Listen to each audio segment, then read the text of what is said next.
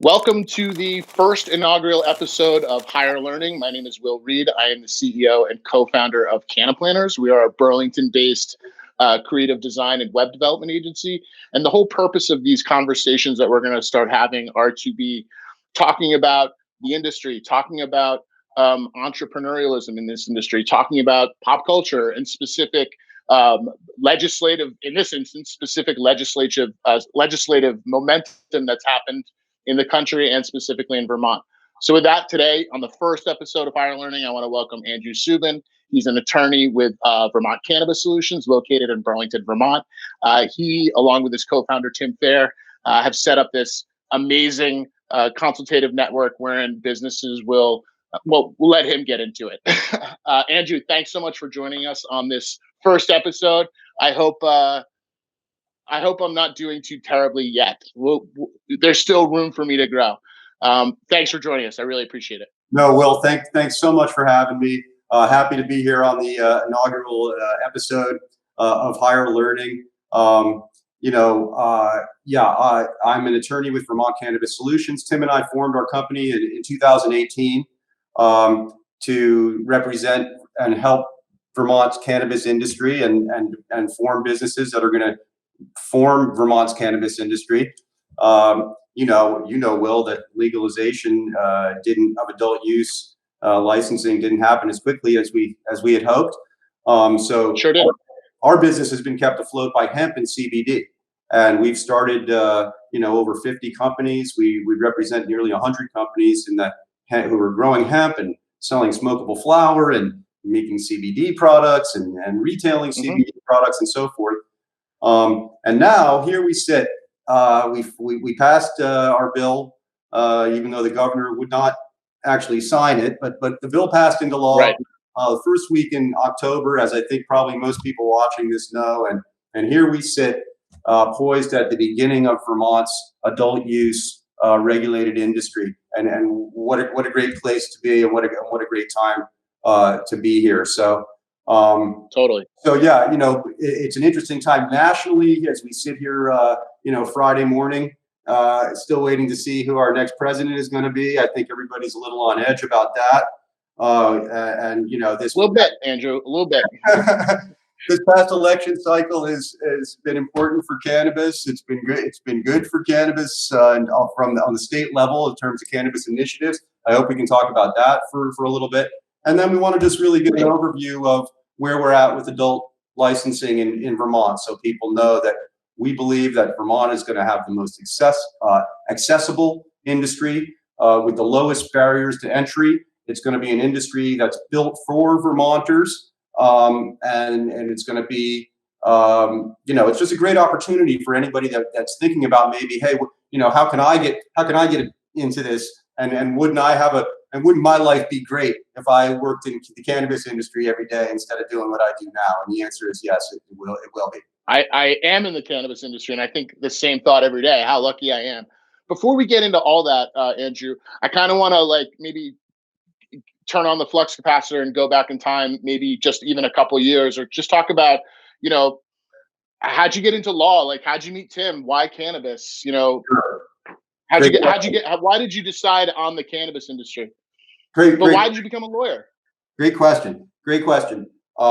I became a lawyer probably for all the wrong reasons. I don't know, because I thought my dad wanted me to and whatever. So I followed in the family business, whatever. But it was criminal defense. My dad, just so you know, the son of a lawyer. Okay.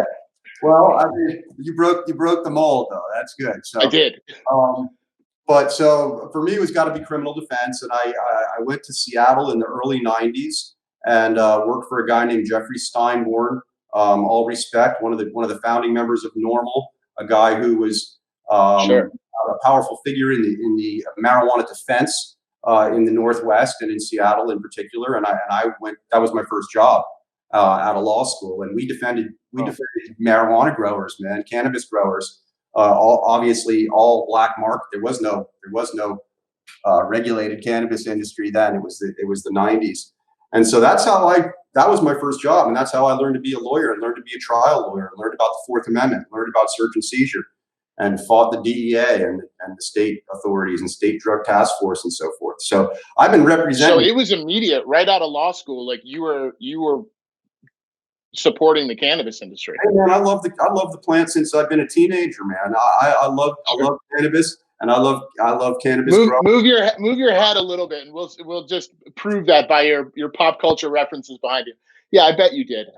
I see you slowly back there. Shout out to the Rusty Nail for hosting some dead cover bands, and boy, Vermont loves some dead cover bands. Okay, but lots of them. Yeah, lots of them. It could be every night of the week, but yeah. So you got right into it right away. You didn't waste any time. Yeah, and then so fast forward a couple years, and comes the legal industry in Washington State, and I didn't. Legally, I had helped a couple people get a couple businesses started. I helped to start a lab in Hood River, Oregon, even though I wasn't licensed in Oregon. And I did a little bit of work in Washington with a couple of cultivators, but basically did not get into the cannabis industry and watched it come up around me. One of the first ones in the country in Washington. And I always felt like, wow, boy, I sure missed the boat on that. And, what a shame, because then it became a much more mature industry, and it was what it was. But some personal issues in my life. My kids moved out of the house and went, and they're doing their own thing, and it was time for me to move back east and be near my mom, who's getting older, and near my sisters and stuff. And my sister is in lobbyist with the Marijuana Policy Project, and she says, "Hey, Andrew." I'm sure she'll come up in our conversation. But yes, your sister does have quite a large role in what's been happening right, and for years. I mean, I've known your sister longer than I've known you. That's right. And shout out to my sister Laura Subin. We're talking about, and she's been involved in the fight to regulate cannabis and legalize cannabis from the beginning. And so she was saying, hey, in 2017, she was saying, Andrew, this is happening now. You should come if you're interested. And I came and met Tim, who had a really similar idea about forming a cannabis law firm in a model of how people had formed cannabis law firms in Portland and in Denver and in Seattle and in Los Angeles. And so Laura introduced me and Tim, and it was match made in heaven. Let's do this together, and let's see if we can make a cannabis law firm that's going to be here for Vermont. And from the beginning of Vermont Cannabis Solutions, and some of this, Will, you've been with us from the beginning, and but our vision is to be more than just a law firm, and to make connections, to help people get to know each other, to build an industry and a Vermont in a Vermont way. And that means with personal connections, where people know each other and you're doing business with friends. And that's the vision for the industry that Tim and I had it from the beginning. And now we feel so excited that, and this has just kind of occurred to me in the last couple of weeks, but the Cannabis Control Board hasn't been formed yet. We don't know what the structure of our rules are going to look like, and what the framework for licensing application is going to look like. There's a lot of unknowns right now. But wow, that's a clean slate. And it's going to be people like Tim, and people like Laura, and people like you, and we can make the industry be what we want it to be right now. Not just us. Yeah, but it's a big ball of lumpy clay. That's right, and it's not just us, but all of us, and all of us who are going to participate in it, and we're starting to realize now who some of those, at least who some of the people that are going to be some of the major players, and so collectively we can make a Vermont cannabis industry that is what we all want it to be.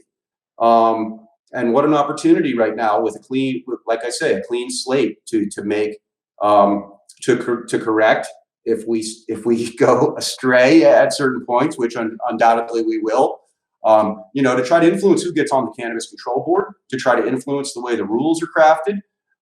Look how the Agency of Agriculture has worked with us, and how we've been able to work with them on some of the hemp stuff. and as they write the rules, to explain to them with a simple phone call what's working and what's not working in terms of the hemp rules, and to have them respond and change the rules or change the way they're interpreting the rules. So, that's the kind of relationship that we want to have with the regulating authority for cannabis, the Cannabis Control Commission. You bring up a really good point about just like the networking thing, and we will get into like more specifics about kind of what's happening currently nationally and in Vermont. But that point you made about kind of the networking and like the quote Vermont way of doing things, which is something Vermonters say a lot, right? We do it the Vermont way. We're from Vermont. We do what we want, right? Like as the old adage says. But I totally agree with you, and I think that actually, beyond just advocate, through advocacy, I think is where the network first started to, like, where we first started to come out of the shadows and meet each other. Like I can remember first meeting Tim at the State House during one of those first initial bill readings in like 2015 or something like that. So and that's where I met a lot of people who would eventually become friends, clients, peers in this industry. You're obviously yourself included. But from there, we were finally able to sort of coalesce way more than we'd ever been able to in the past, because this was finally starting to happen. And you're right, like it's led to, beyond fruitful business relationships, it's led to friendships. It's led to people who've become like pretty tight, and that's awesome. Like that's a really fun part of it. And I do like seeing kind of the organic growth of the industry happening that way. Like I know the lawyers, it's you guys, the creative people, it's us. And like, we can point them to, these people do that. And we've got this lab over here, and we've all kind of come up together. So I think for the most part, a certain amount of us are well aware of the importance of integrity, right? And the seriousness in which we take this. But I want to, before we get into S54 specifically, I want to go, because one of the kind of umbrella topics that I want to touch upon in all of these conversations we do is entrepreneurialism. And that's like you met Tim, your sister introduced you to Tim, and something happened. And the co-founder relationship, even co-legal partner relationship, like it's an interesting thing. It's humans are humans, and relationships are generally fragile. What was it, that, and specifically when we're talking about businesses, that co-founder relationship in particular is like a very delicate one. I should know, I've been through a few. You know what I mean? What was it with Tim? Like obviously we're talking about Tim Fair, your co-founder with Vermont Cannabis Solutions. In my mind, he reminds me of a TV attorney, and I don't mean that in a bad way, in a way that I mean like he's super smart. He's very fast, and he dresses so sharp. So, what was it when you met Tim? Like, what light bulb went off, and made you see an opportunity? Tim Fair, Tim Fair almost needs no introduction at this point. He doesn't. Yeah. So, Tim's an amazing guy. Heart of gold. That's the most important thing that I think, and that it's apparent when you first meet him.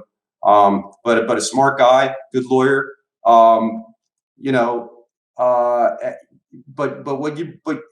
have everything good to say about him. He's been a great partner.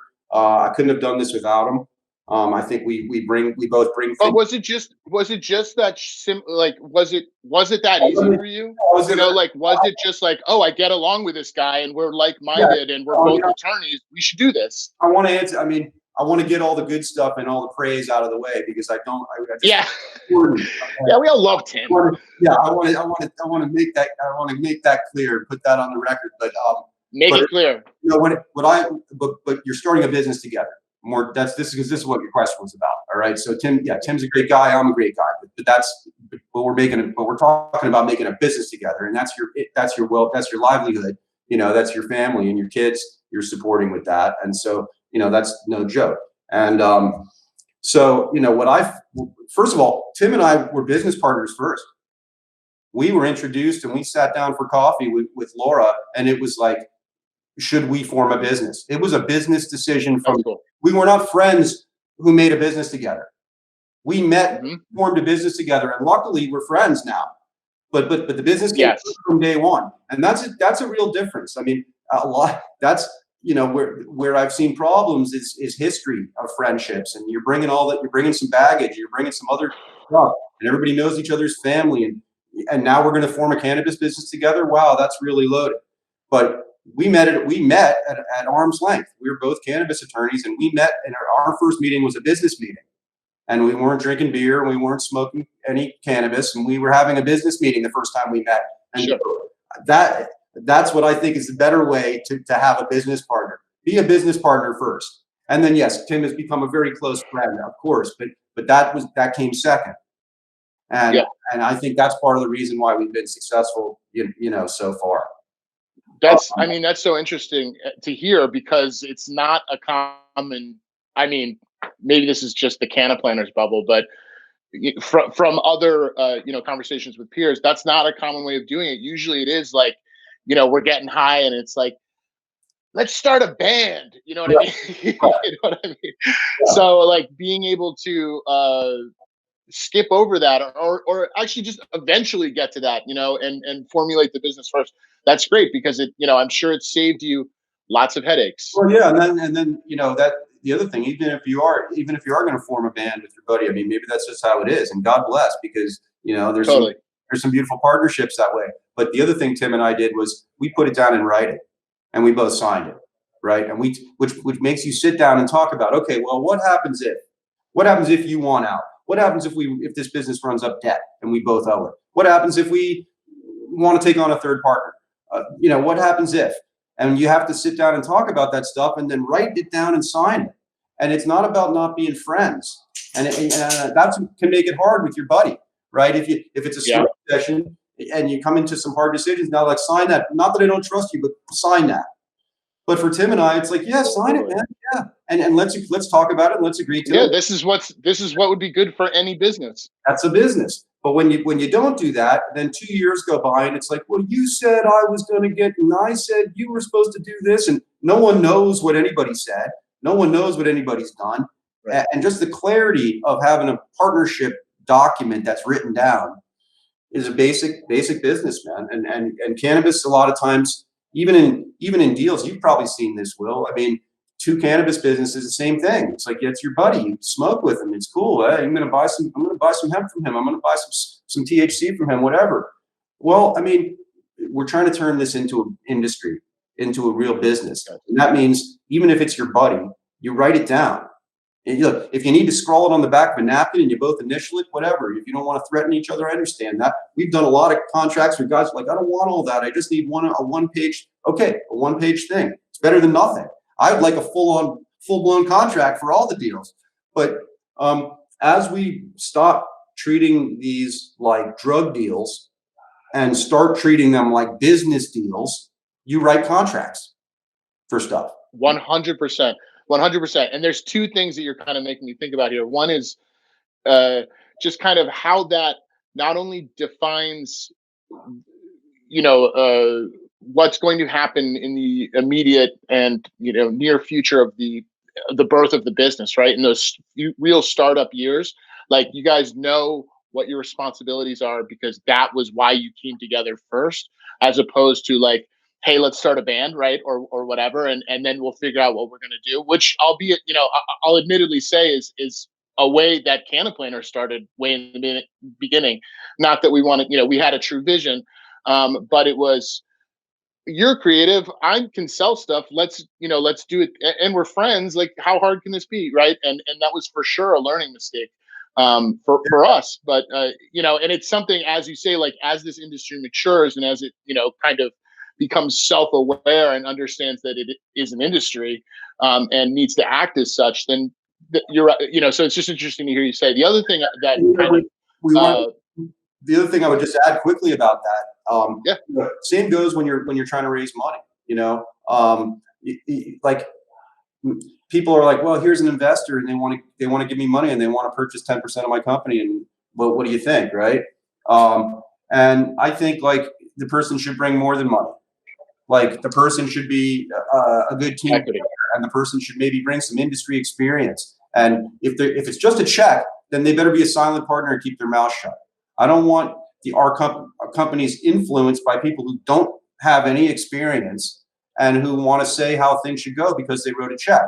So I would say the check is great, but let's take a check from somebody who's also going to bring some knowledge and some experience and some connections and something more than just money to the table, especially if you're selling a percentage of your company. So anyway, we're in this is a great we're on a great topic, but we got a lot I love this. to talk about, Will. Yeah, no, I love this. Yeah, the entrepreneurial stuff. I will admit, like, as I start doing more of these, I hope like the entrepreneurial side of things is for sure like the thing that really interests me the most. Even more than the plant, more than even a specific conversation. Like the way people grind in this industry. Well, just that drive, and especially like in this industry. And I say this a lot to my customers, right? Which is like, we're all still pirates. Like this is still federally illegal. Like states are popping off and things are happening, but that coalescence that we were talking about in the beginning is really important, not only for business, but as the businesses strengthen, as the industry strengthens, the hope is that this becomes legal, right? That we can actually truly come out of the shadows and take advantage of all the same things other businesses can. Absolutely, and it takes a certain risk taker and a certain fight the man kind of attitude, I think, to be in this industry, and that's why we love it. But look, you're a little bit of bullheadedness, a little bit. But so let's risk tolerance, because look, it's not a risk-free industry to be in. But look, our start with this entrepreneurial focus is a great transition to talking about S54 a little bit, if we want to, because totally. And I was gonna that my segue was gonna be like, now that S54 is here, we saw it a few years ago with this kind of the CBD boom in Vermont specifically, and it happened elsewhere in the country, but we're Vermonters, that's our bubble. We saw that boom happen a few years back, of just businesses and entrepreneurialism and people looking to finally, trade in the dairy cows for the hemp fields. And I'm just curious, let's get into S54, but I think we're going to see a lot more businesses in the next few years for sure. So let's see. We decriminalized. So medical marijuana was passed in 2004. Right. Decriminalization of cannabis was 2013.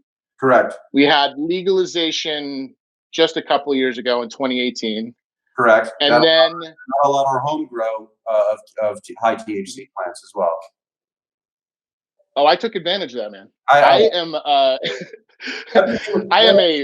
I do not have a green thumb, and none of my plants were awesome, and they all probably died. And I don't even think I ingested any of it, but just the fact that I had a new civil liberty that I could exercise was really fun. Steep learning curve. So I'm a novice home grower, steep learning curve, but it's fun, man. I love it.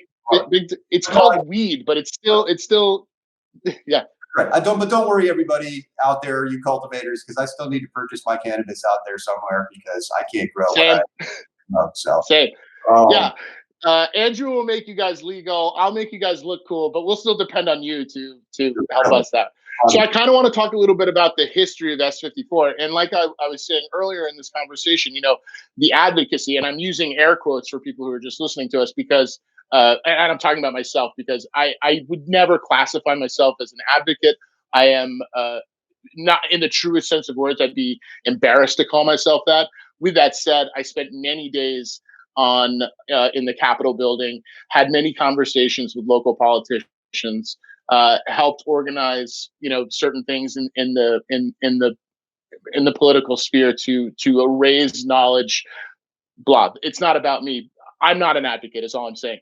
But that's to say that my first encounter with Tim and your sister was through, the early days of this bill, which has gone through, 4 years, 6 years of iteration, different names, some have passed, most have failed.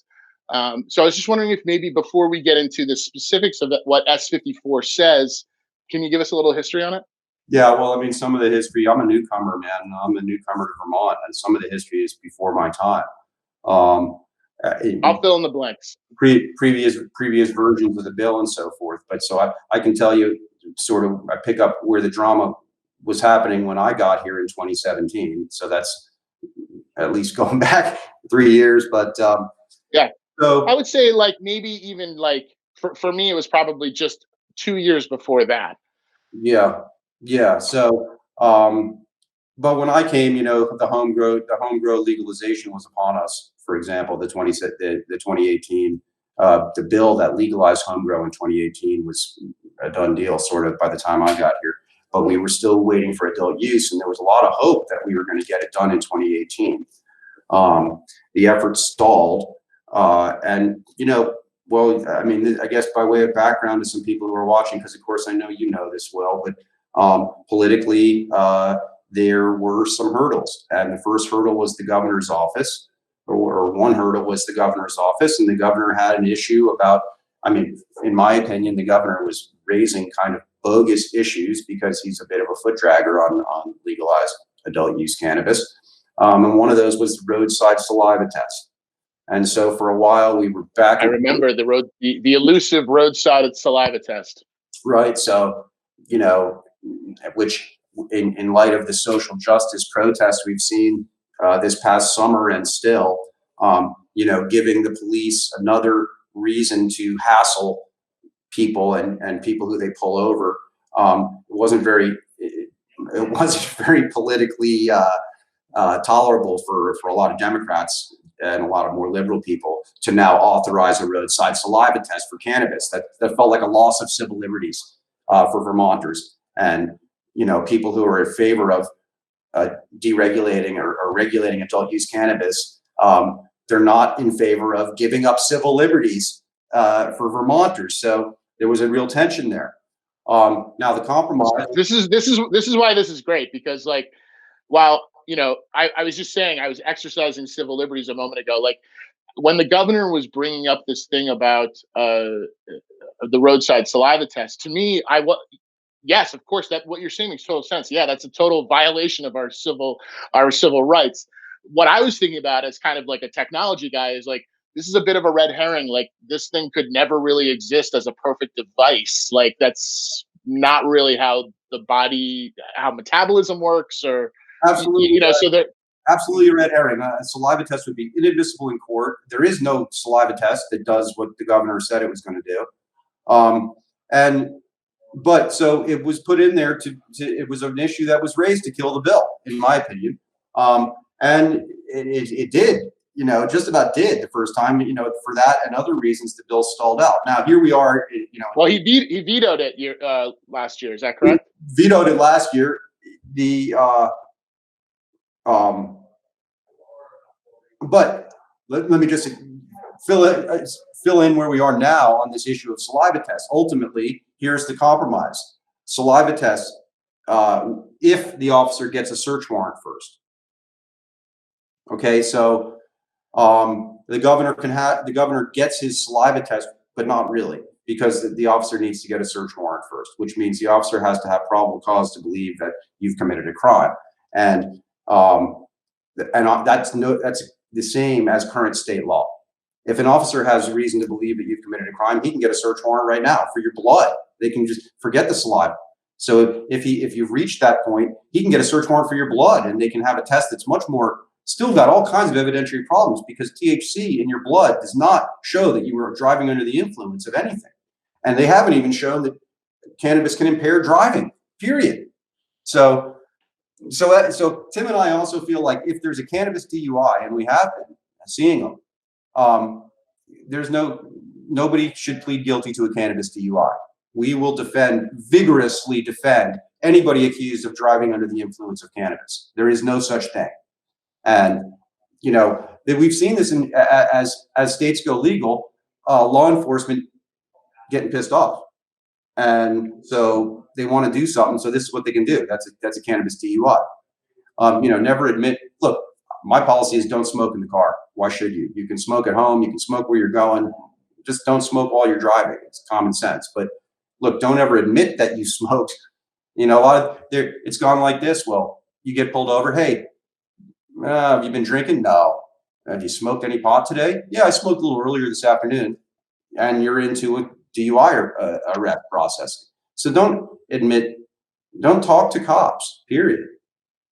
That's just rule number. Yeah, I think if ever there was a time for people to heed that advice, it'd be now in this current state of the world we live in, which is, obviously unfortunate, but it is a bit of a reality that we're currently facing. But that civil right too. You don't have to talk to a cop. And when he's asking you, DUI is whether it's alcohol or cannabis.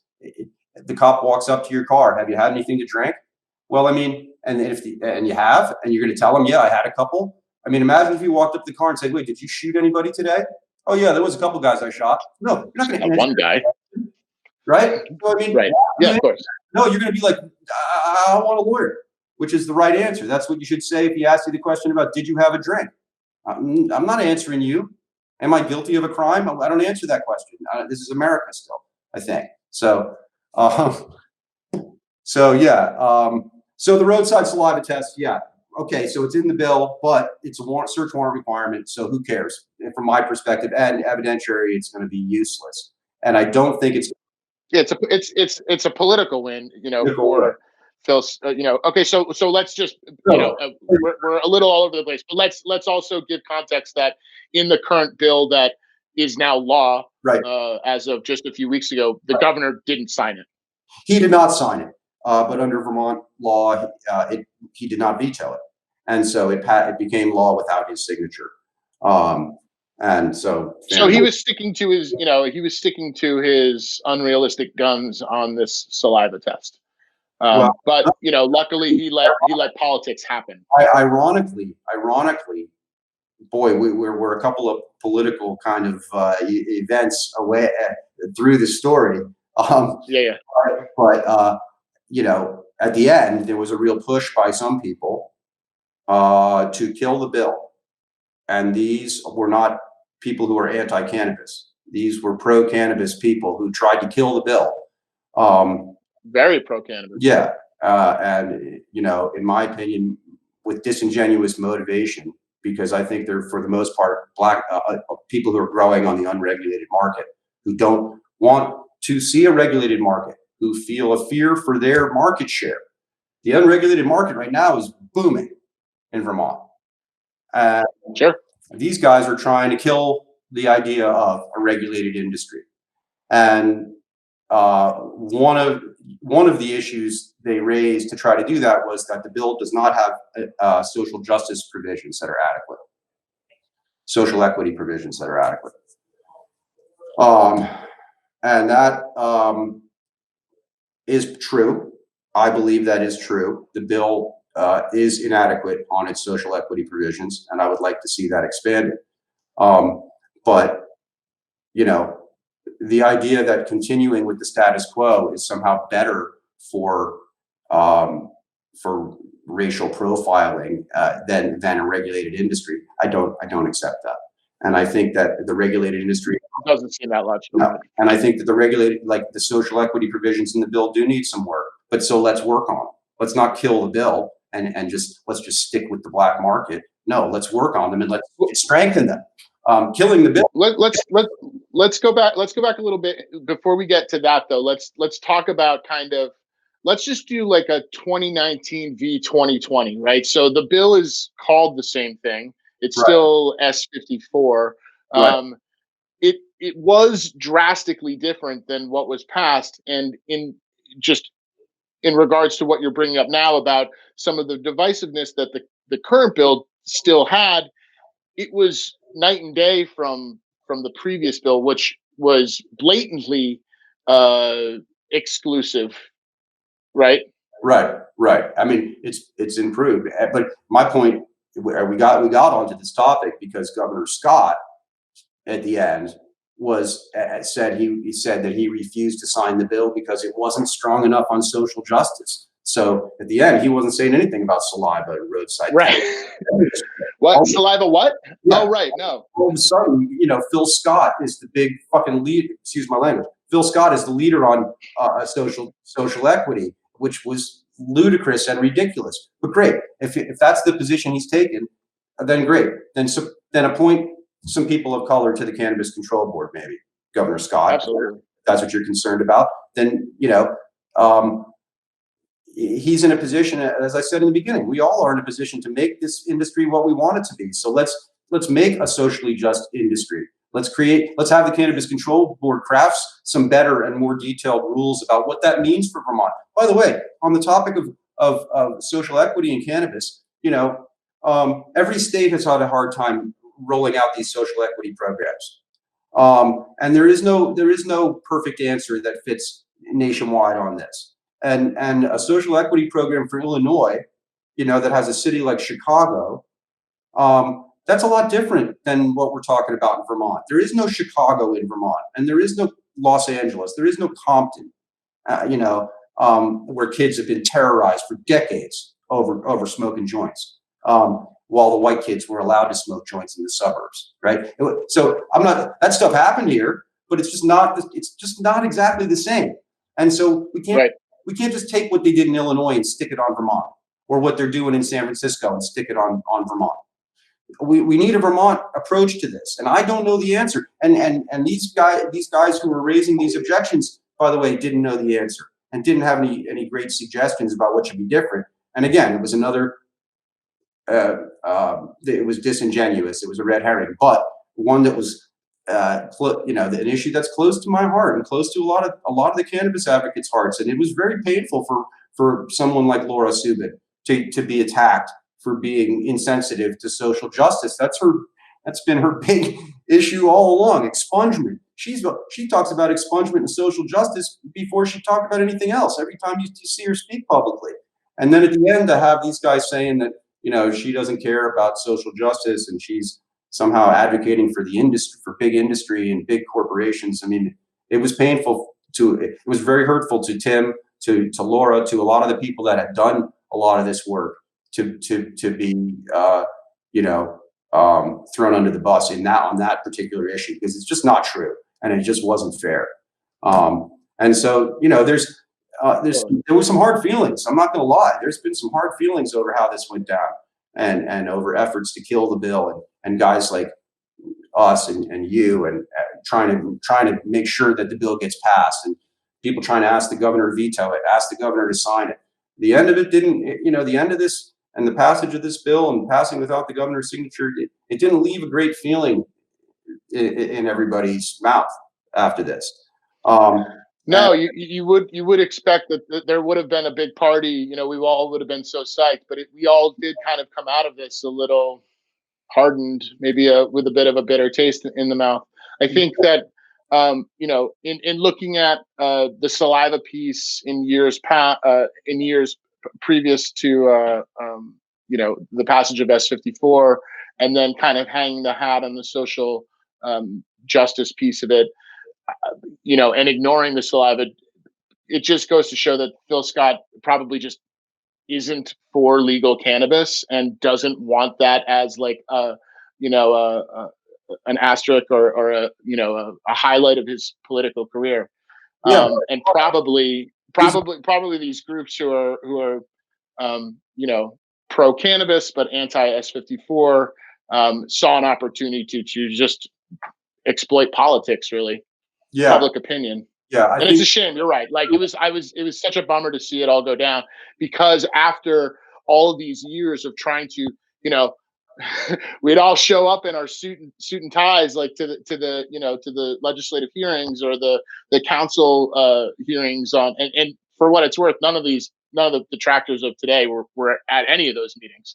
But coming together and then just seeing it fracture right at the end is kind of a bummer. But we're going to come out of it strong, and we're going to support Vermont business as this thing grows. And I think that's something that people often, they don't understand about the political process. Is like the law that exists today is not the law that was passed 2 years ago. You know what I mean? Like these things are constantly evolving, and this is in support. despite their past positions, in support of the ultimate goals, which I think are, there's some altruism in there. The overall goal, arching goals of the detractors of S54. Don't stop yelling. Like, don't be quiet. Like, S50, now let's get the bill you want. Absolutely. You know what I mean? Let's, Absolutely. yeah. And I think that's forgotten all the time, is like, this isn't even close to done. Like, the biggest hurdle was 2018 legalizing, and then this year in opening up the marketplace, which is going to be good for Vermont. And whether or not the bill is perfect on the onset is irrelevant to me. Yeah, I mean, I couldn't agree more. And if there's problems in the social justice provisions, let's have the Cannabis Control Board make that stronger. And if ultimately, if what's really going on are guys who are just making a ton of cash on the unregulated market right now are worried about what their bottom line is going to be in a regulated system, well, then let's make sure that the system works for them. And let's make sure that the small cultivation businesses are affordable, and let's make sure they have a place to get a reasonable price for their product at retail. And maybe it won't be they won't be making the same bottom line that they make now. But look, Will, here are the benefits of joining the regulated industry for these guys, or for anybody who say, why should I? I'm making X number of dollars a month or a year, just growing on the unregulated market, and I have my customers and I'm going great. And God bless, by the way, overall regulation and the start of this industry is not going to increase the risk for guys who want to continue and have their customers and have done it that way for years. They're going to be able to probably continue doing that. So don't freak out. But you're going to be filling a shoebox with cash, and you're going to be filling underneath your mattress with cash. And, maybe you want to get into a position where you can build some real wealth. Okay. And by real wealth, I mean, wealth that can be passed down to your children, a wealth that can be used to purchase real estate, wealth that could go into a stock portfolio or a 401k. Again, it's not going to, taking it from a drug deal to a business. And that means real wealth that generational wealth that you can pass on to your children, and you can create something that is meaningful for your family for generations, rather than you got a bunch of cash in a shoebox and on the rec, and you're also collecting unemployment or whatever. Like, God bless. But there's another way, and there's some benefits to jumping through those hoops and paying your taxes and getting regulated. And the answer is, you don't have to look over your shoulder. That's a huge one. But the other one is, you can create good legal wealth that can do all these other things for you. That's legal. And so, I think there's a lot of reasons, and it's a great opportunity for people, and hopefully everybody will come out of the unregulated market and join a community, and let's make a community of Vermont cultivators that are going to grow. We already know they're growing the best cannabis probably in the country. For sure. And I don't know if we're getting off topic, but if people can just think and project a short number of years ahead, 5 years ahead, make a 5-year plan, man. When your Vermont cannabis can be sold at a store in Manhattan, and it's like, it's in Vermont, and everybody wants that. And there's a national cannabis industry. They want it in LA, maybe, and they want it in Dallas and Houston and everywhere. And because it's from Vermont, and because it's called Vermont grown, Green Mountain, fresh, whatever. Everybody's in their candy. You're designing all these Green Mountain. I'll handle that part, right, Andrew? You know what I'm talking about, Bob. You know what? Yes, I do. I think there's, you're absolutely. I think you're absolutely right. You're right on the money, literally, about sort of, beyond the social reform of this whole thing. Like, there's real business to be created and real money to be made. So I want to get into, I don't want to take too much of your time today, but I do want to get into kind of the specifics of S54, what it kind of lays out now for the current state of the Vermont cannabis industry, and what it's going to mean for the future of these home growers and people who are interested in starting businesses? Absolutely. So just to run through really quickly, the licensing will happen in 2022. So 2021 is for the formation of the board and for the creation of the rules and the creation of the applications, the license applications, and then 2022 in April of 2022. There's a series of application windows that are going to open for various licenses. So the first one to become available will be the small cultivation license. And we know that the small cultivation license is going to be limited to 1,000 square feet. And all you creative and inventive types out there who are going to say, can I build a 10-story building that's on 1,000 square foot footprint? We don't have the rules yet. We don't know, but maybe your vertical gardens and all this stuff people are thinking about. We don't know a lot of the details, but 1,000 square feet.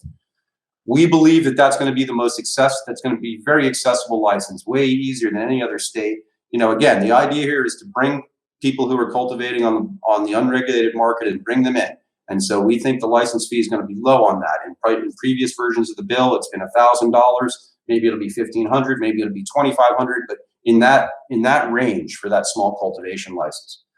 Let me stop you right there, Andrew, because I think these license fees is actually a huge piece to the social justice aspect of it.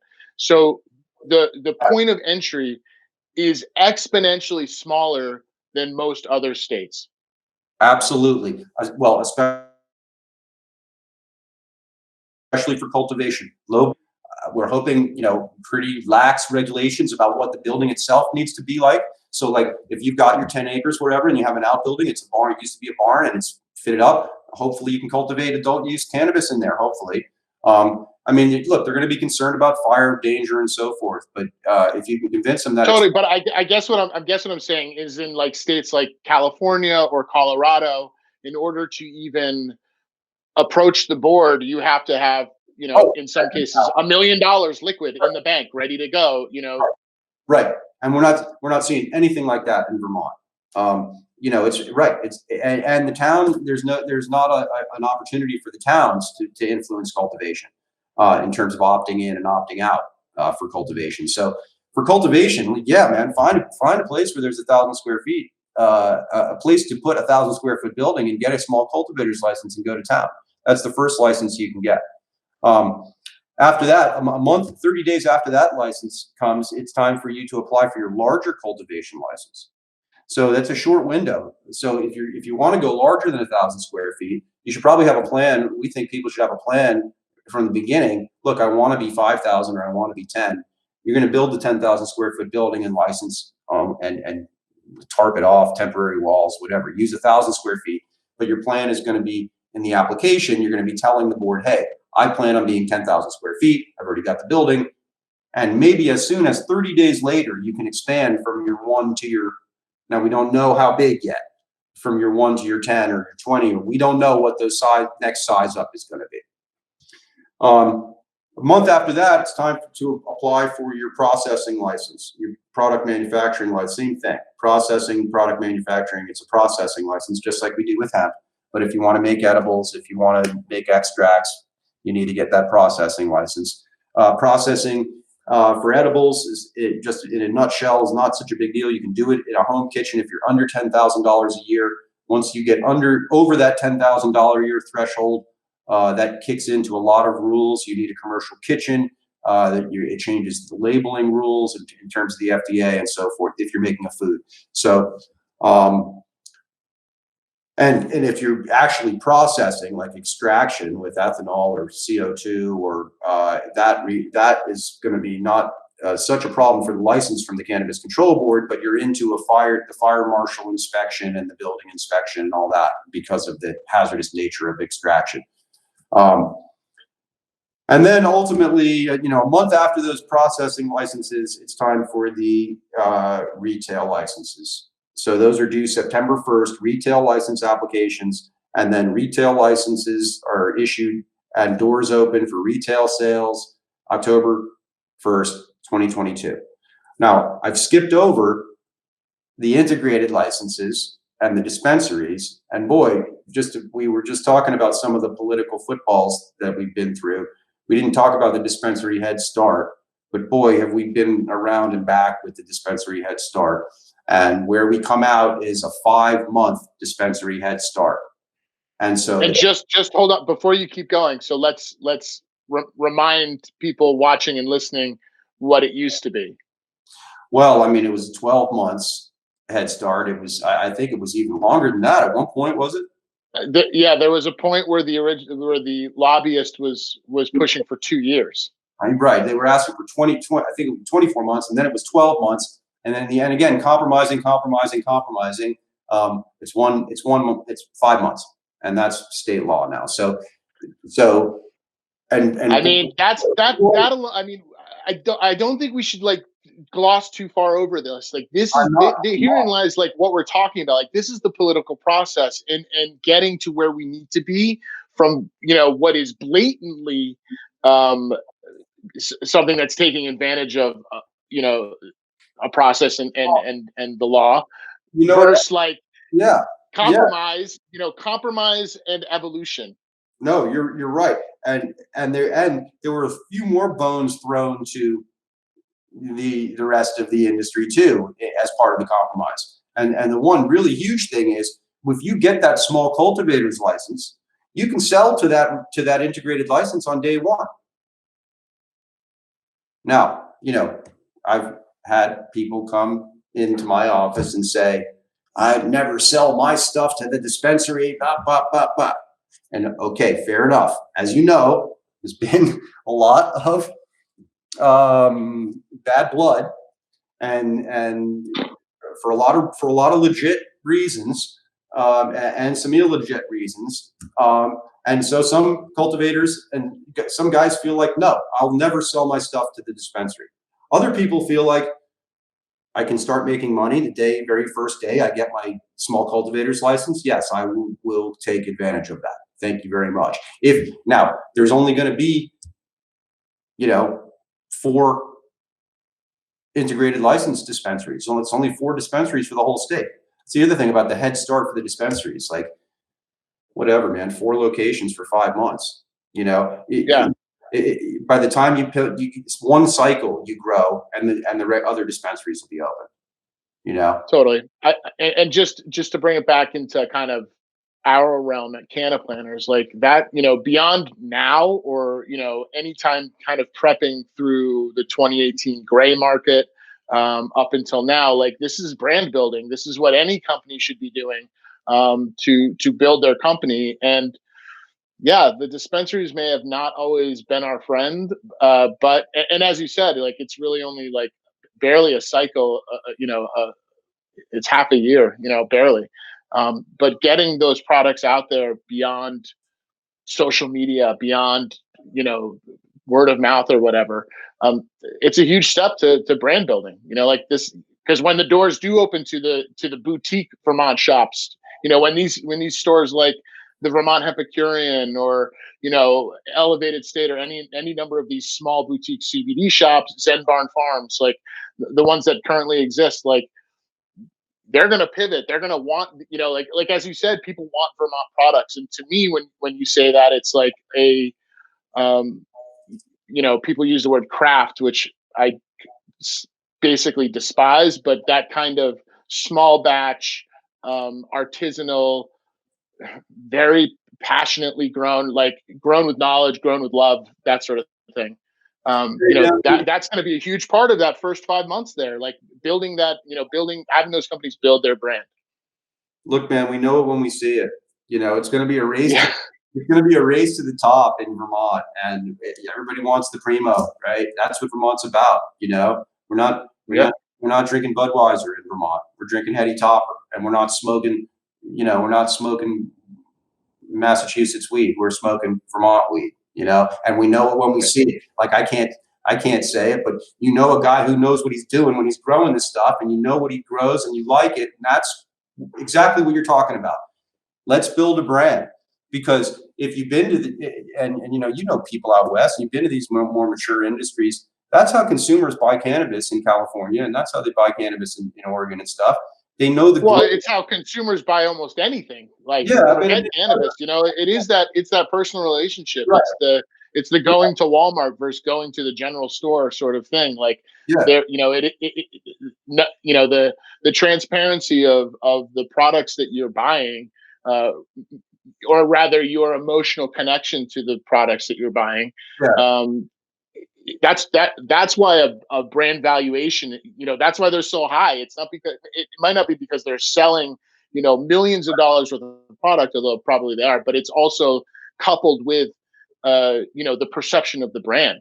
Well, that's it. I mean, and I guess what I meant was when I say that's how they're buying cannabis, like they're not going into the store and asking for a strain. It's not like, oh, I like Right. blue, or I like Chem Dog. No, I like this That fall. box. I like low. Yeah. Either I like that logo, that's really cool, or after you've been buying for years, like I like Lowell Farms. They grow good dope. What do you have by those guys? Oh, well, we have this. It's indica sativa. I don't care. I want what they grow. Sure. And what strain is it? I don't care. Your loyalty is to the grower. And that's what that's the kind of brand loyalty I'm talking about. Like, people are gonna know if you buy Tall Truck, if you buy, I don't know, fill in the blank of some of these cannabis companies that are going to be strong brand identities. And I think then that translates into the retail shops going, I want that brand on my shelf because the consumers are asking for it. Maybe. Totally. If you ask, I mean, if we had Scott Sparks, who's the proprietor of Vermont Epicurean, on this call with us, I have no doubt he would agree with you. When he started his company, it was maybe a Vermont brand or two.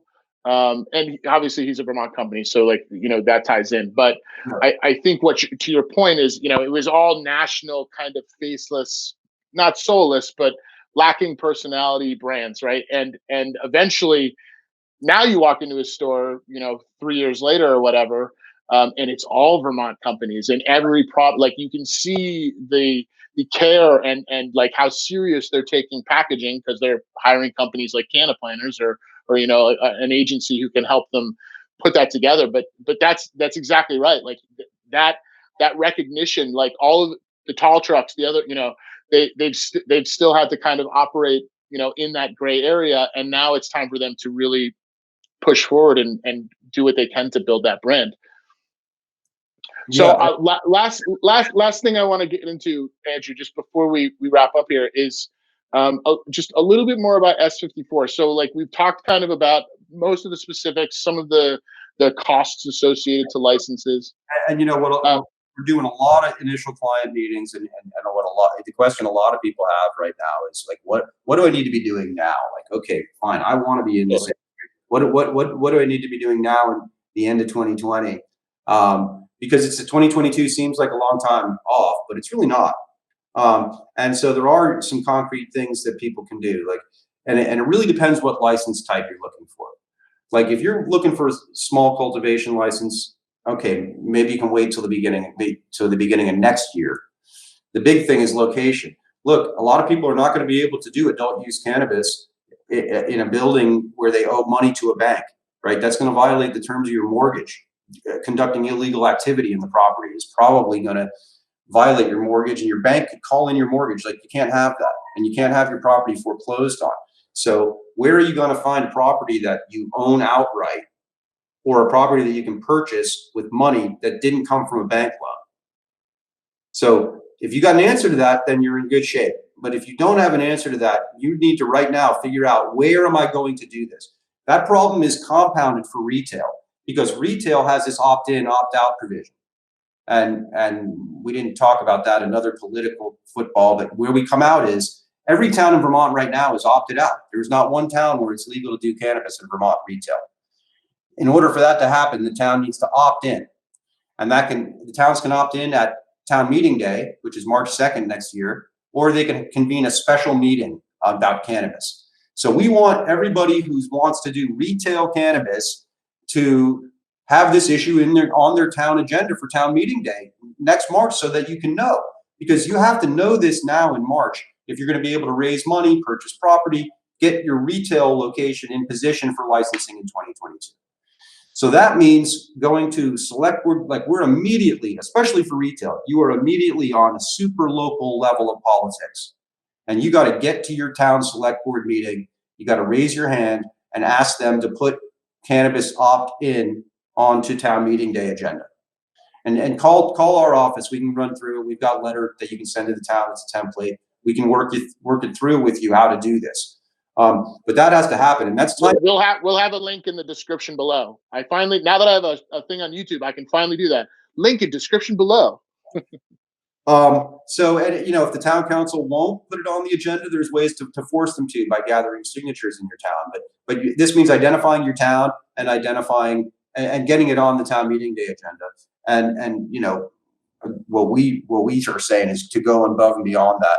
Boy, if you want to do retail, you're really in local politics even more than that. Because yeah, you need the town to opt in, sure, but you need the town to love you.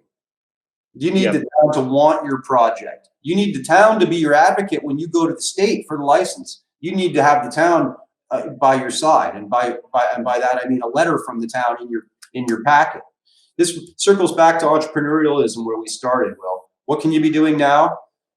Look, the application, we don't have the application. We don't know what goes into the application, but I can look. I've done applications in other states, and I have some idea. And that application is going to require the same documents that's going to go into your pitch deck for finding partners or for raising money. And so there's 3 questions, that either the state will want to know, and your investors are going to want to know, or your partners are going to want to know, or the guy selling you or leasing you the real estate is going to want to know. They're going to want to know what you're doing. So where's your business plan? How much you're going to cultivate, how much you're going to sell it for, how much do the lights cost, how much does the fertilizer cost, how much cash you're going to generate, how many people are you going to employ. They want to see what you're going to do in detail, in numbers. Some of it you're going to have to work. And again, we can work with you to come up with this stuff if you need help. They're going to want to know who, because you can't do this by yourself, and especially retail. And so who's helping you? Who's your team? Who's in charge of security? Who's in charge of inventory? Who's going to manage the store through all the hours that it's open, et cetera, et cetera. So who's your team? And so you can assemble that now if you don't have it, even on paper. You just with handshake deals. Would you be on my team if I get a license? Yeah. But so who is going to do this with you? And the last thing, and probably the most important thing, where are you going to do this? And I mean, yes, which town in Vermont, because it's so important, especially for retail, but I mean, which building? Okay. Because specifically. Because the towns are going to be able to create cannabis control zones.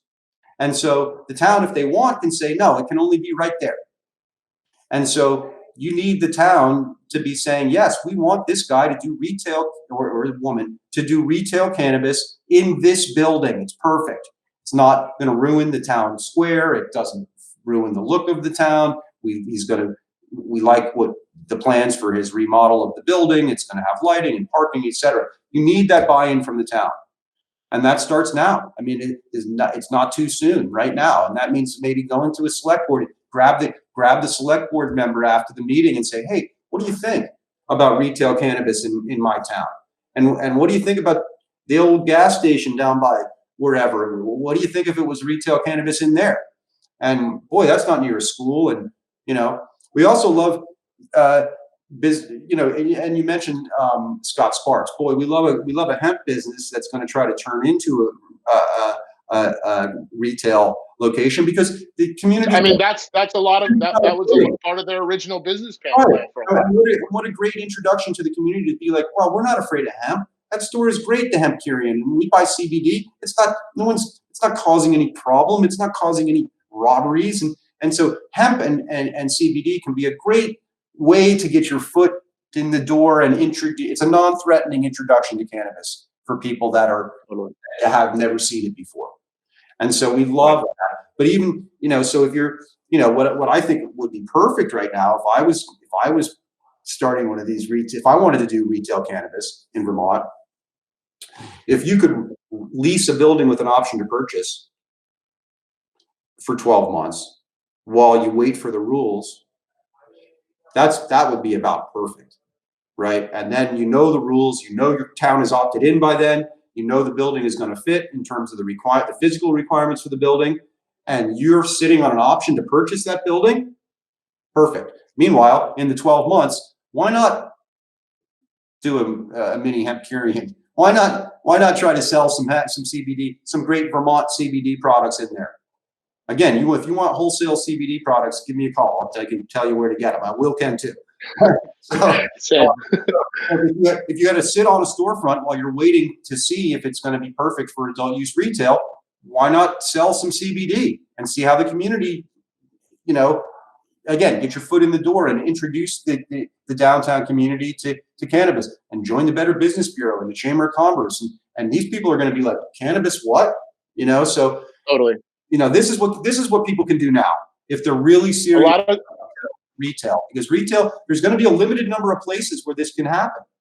And maybe not limited even by the Cannabis Control Board, but limited by just what I'm talking about. What town is going to say yes, and where does it make sense, and where do the tourists come, and where do the tourists go, and I want to be near a ski area. So pull out a map and have a look, and then get to work on that town. That's what needs to happen 100%. now. Yeah. And I think just to pull it, a little broader and pull it out of Vermont, that point you make about kind of the pivot and, those existing hemp companies who for sure are considering, the future, and do they introduce a THC line? Does that CBD store pivot to be a dispensary? And the answer is mostly, of course, that's what they want to do. So for anybody who's watching this in a state that isn't legal yet, the Farm Bill is still enacted. So CBD is a good gateway into this thing in exactly the way you're talking about. This isn't harmless. So I think one thing, just to bring it all full circle, a thing that you and I, our businesses share commonly is our strive for normalization. You do it through the law and trying to help people have an understanding of how to do this correctly without breaking the law and stepping on toes. And I do it through making things look cool and making them marketable and all of these things. But all whatever we're doing, it's to normalize and push this industry forward in whatever little way we can as individual people. So like anybody outside of Vermont, outside of a legal state, CBD has been an amazing sort of experiment, specifically in the state of Vermont. And having clients all over the country, lots of hemp farmers and brands. Vermont is a really interesting test. It's its own. I mean, in so many ways, right? It's its own place. But the way that in which the CBD industry grew and kind of softened, I think, a lot of the politics that was to come with S54, with everything, even nationally, like all these states that are pushing, that have just approved recreational sales. A lot of them have softened the blow through medical and through a robust CBD industry. So that's also a good place to start. Absolutely. And Vermont is still the best place in the country to grow hemp and CBD in terms of the support from our Agency of Agriculture. And real demand for Vermont. Boy, who would have thought you'd see smokable flower, being sold in Oregon that's grown in Vermont? Wow. Right. Because they're all growing biomass, and we're growing beautiful flower that looks like the real thing. So yeah, totally. They love the Vermont smokable flower out there. The whole smokable flower industry has been a big surprise to me how successful it's been. But it's been great for Vermont growers, that's for sure. But yeah, just like you say, it's a normalization. And so if you're serious about getting an adult use license, it's not too soon to form your company too. You should be forming an LLC now. Look, it looks nice on the application, again, or in the pitch deck, to say, I'm a cannabis company that formed in 2020. You're going to be doing this application in 2022. You've got a company that's been in business for a couple of years, that has a track record of maybe selling a little bit of CBD. That's very helpful than saying, hey, I don't even have a company, or I have a company we formed last week just to do this. No, I have a company that's been open now, open in 2020, that has identified a storefront. So, and I don't want people to feel like it's already too late. I'm starting to hear that, oh God, there's other people who are so far ahead. No, there's plenty capitalism. There's plenty of time for This will forever evolve, for the sure. ground floor. Still, you are still on the ground floor of the Vermont cannabis industry. And yes, there's people who've been planning and thinking, but it's not too late for you if you are just starting to think. And it is a great time actually to be brainstorming and figuring out where you fit in the Vermont cannabis industry, because there's a place for you if you want it. And Will and Tim and I are here to help you. Totally. Andrew, thank you so much for joining us. Thank you so much for walking through S54 and all the numerous other things that we touched on, all the desperate paths we found our way walking down. I appreciate you so much for again taking time out of your day to join me and talk about this. Andrew Subin, he's an attorney with Vermont Cannabis Solutions, along with his partner Tim Fair. Andrew, tell them where they can find you. Yeah, you can find us online, vermontcannabissolutions.com. You can email me, Andrew, at Vermont Cannabis Solutions. Or you can always call our phone number is 802-540-9333. That's 540-WEED. Our office manager's name is Catherine. She's great. And we'd love to see you. If you're in Burlington, stop in and say hi. Yeah, let us know if there's anything we can do to help you get your cannabis business started. Andrew, thanks so much for your time. Thanks for having me, Will.